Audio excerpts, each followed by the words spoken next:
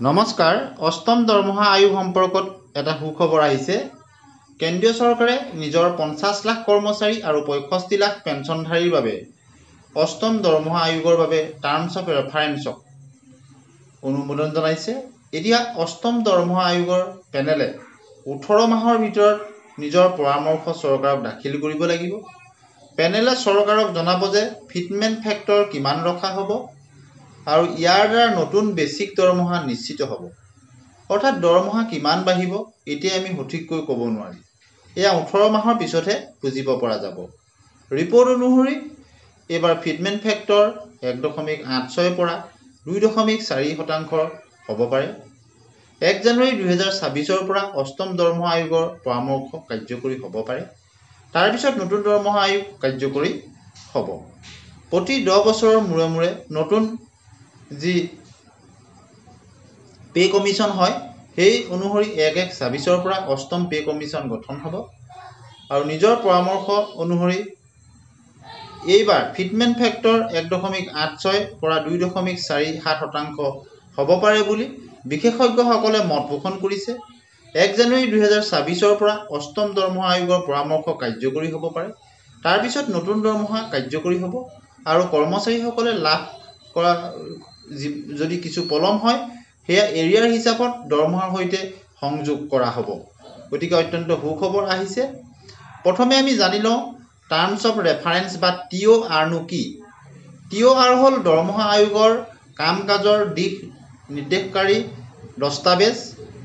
ই আয়োগৰ পৰিসৰ, উদ্দেশ্য আৰু সীমাক পৰিভাষিত কৰে।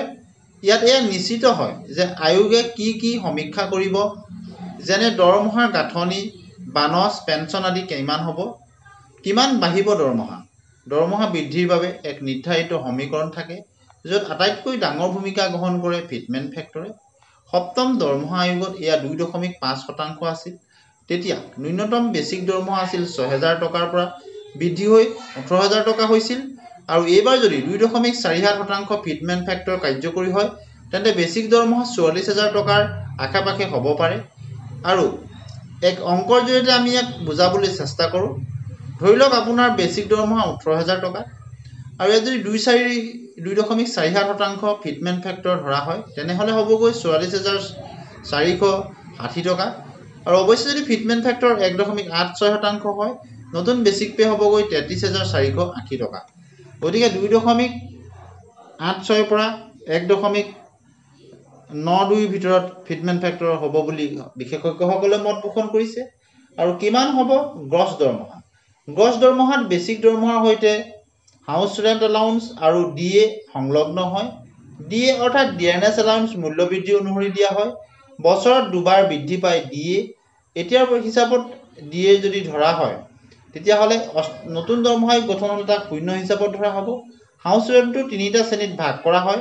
মেট্ৰ' চিটিত থকাসকলে বেচিক দৰমহাৰ 30% আৰু টিয়াৰ 2ত থকা চিটিৰ বাবে 20% আৰু টিয়াৰ 3 চিটিৰ বাবে 10% হাউচ ৰেণ্ট ধৰা হয়। কিমান হ'ব পাৰে দৰমহা। গতিকে হিচাপৰ বাবে ধৰি লোৱা হ'ল যে নতুন বেচিক দৰমহা 2.47% ফিটমেন্ট ফেক্টৰ হিচাপত বৃদ্ধি পাইছে।